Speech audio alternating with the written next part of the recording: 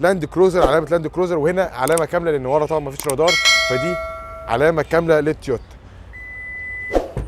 نشوف بقى الشنطه الخلفيه بتاعت العربيه. اول حاجه هتشوفها لما تخش هي حجم الشنطه. حجم الشنطه كبير جدا جدا.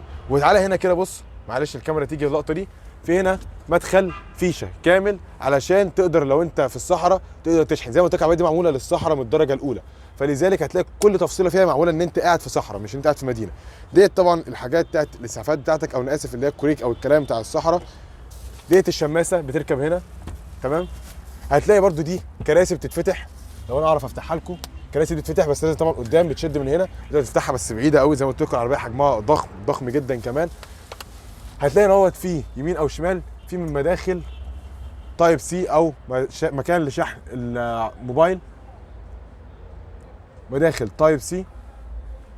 وهنا فوق كل دي تكييفات، تهويه تكييف، عشان زي ما قلت لك العربيه كبيره فلازم يكون ليها التهويه بتاعتها جيد.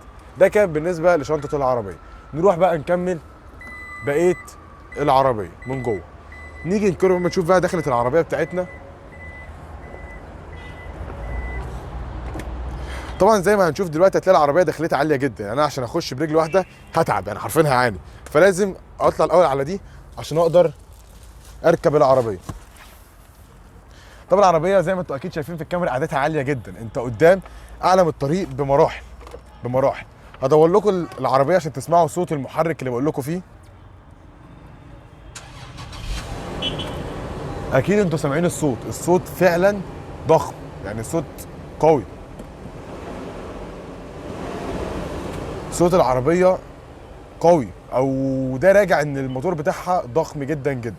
نيجي بقى لقدامنا. طبعا هنا العدادات بتاعتنا عاديه جدا مش ديجيتال، اللهم الا بس في النص في حته ديجيتال عشان تبين لك انت ماشي على ايكو ولا سبورت ولا ماشي على انهي مود. هنا هوت عندك كل حاجه تقريبا خاصه بالتحكم في العربيه، مالتي فانكشن سريع. المود بتاعك مود السواقه، بس طبعا هنا مش هيغير لسبب بسيط، ان اصلا البنزين بتاعك مستوى الوقود بتاعك منخفض، فلذلك هو مش هيقدر اغير. حتى اوريكم الاوبشن سريع عشان اقدر اطفي المحرك عشان ما تبطلش مننا بنزين. هنا هتلاقي فيه الاوبشن الكامل بتاع الدفع الكري، نور لك يقول لك كده فور لو، ودوت الحركه بتاعتها. دوت قفلت، اكيد سمعت صوت اللوك. كده بقى دفع امامي، ودوست عليه بتفتحه تخليها دفع كلي.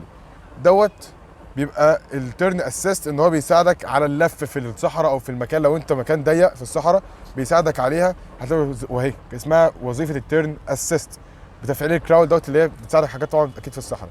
دوت السبيد كنترول بتاعك، دوت لو انت على سرعات معينه ومشغل الفور باي فور وفي الصحراء. كل دي انظمه امان للصحراء عشان وانت ماشي. زي ما قلت لك العربيه دي للصحراء من الدرجه الاولى. العربيه دي ليست عربيه للمدن، لا هي عربيه للصحراء. ولو يعني لو انت واخدها في صحراء هيتخرب بيتك حرفيا في البنزين، لان زي ما قلت لك العربيه دي بتاكل بنزين بطريقه غير طبيعيه. نيجي بقى للمسند، لو اللي يعرف يجيبها هنا كده. ده مسند داخلي فيها كول بوكس. انا كده شغلت الكول بوكس، فجوه انا دلوقتي بايدي حسيتها شغل تكييف. كده هقفله شغلها، عباره عن ثلاجه عشان زي ما قلت لك انت في صحراء فمحتاج ان انت تبرد، تمام. وده طبعا اللوك بتاعها. حاجه تانية برضو فيها شاحن وايرلس،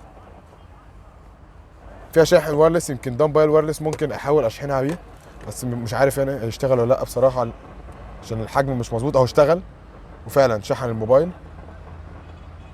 برضو اجربها تاني كده، هشيل الموبايل واحطه تاني اهو زي ما شفنا موبايل شحن. فده شاحن برضو وايرلس موجود في العربيه لو انت عايز تستخدمه.